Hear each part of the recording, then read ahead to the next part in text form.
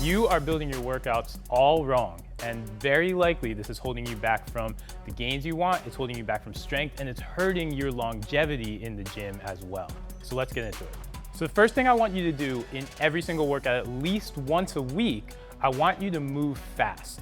And by move fast, what I mean isn't to go for a run. What I want you to do is think about moving weight with urgency. So one of the first things you're gonna lose is the ability to be explosive. So we have to work extra hard to maintain that. Thing with this, you only have 3 to 4 reps that we can be explosive. But what I wanna see you do in at least once a week, ideally 3 times a week, ideally to start your workouts, your first exercise should be about explosive. And we're talking about moves like kettlebell swings. We could do a broad jump. You could spend a little bit of time sprinting, but you want to do something that's going to lead you to be explosive. If you're in more of a strength-based sort of workout and you're really focusing on just a body part, think about when you're training chest or if you're training back, let's make that first bench press. Let's make sure that we're really firing up and we have a lot of urgency and a lot of intent to drive the weight up. So think about lowering down to your chest when we're on the bench press. And instead of just pressing up, what I want you to do is go a little bit lighter on that bench press. Say work around as low as 30 to 40% of your 1 rep max and fire the weight up as quickly as possible. Thing number 2 that you need to do, we have to pick up something heavy. And I want you to do this at least once a week. If not more, ideally you're doing this 3 to 4 times a week, and this is the backbone of how you train. So here's the thing, in a lot of workouts that you buy online, and a lot of the workouts that you might see in Instagram Lives, what's gonna happen is they're gonna give you a lighter weight and you're gonna wind up piling up a lot of reps. Now what happens with that, we're getting away from the heart of strength training.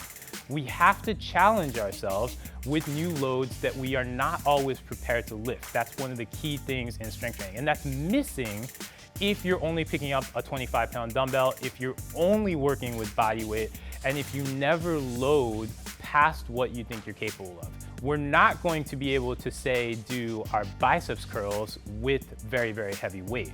But we can take our core lifts, our deadlift, our squat, even a heavy lunge, a bench press, a barbell row. These are times where I want you to be pushing your limits and trying to lift as much as you can. Don't be afraid to let the reps get as low as 4 to 6. Third thing we want to do, we want to make sure to manage our body weight.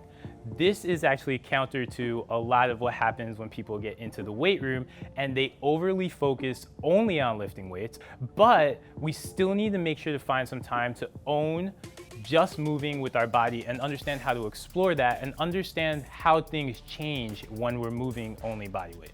When you're doing a push-up, yes, it is a chest exercise, but it's more than that. It starts as a plank, and that means my abs are involved, my glutes are involved, and my quads have to be involved to make sure that I keep my knees straight. Similarly, on a pull-up and a chin-up, and those are two of the gold standard bodyweight exercises you can do, you're gonna need your abs nice and tight.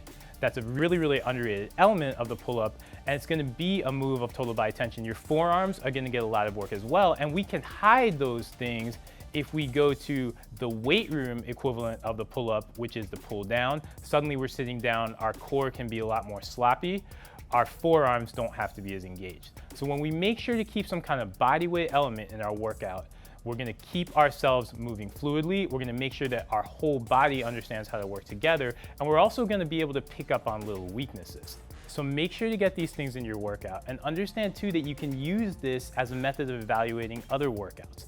If you get a workout off the internet, if you get a workout in a magazine and it has you moving fast and it has you moving body weight, you know the blank that you need to fill in is you need to lift a little bit heavy. This is a good way to make sure that you're filling in gaps in your program. It's gonna help you stay nice and strong and it's gonna help you build the muscle you want.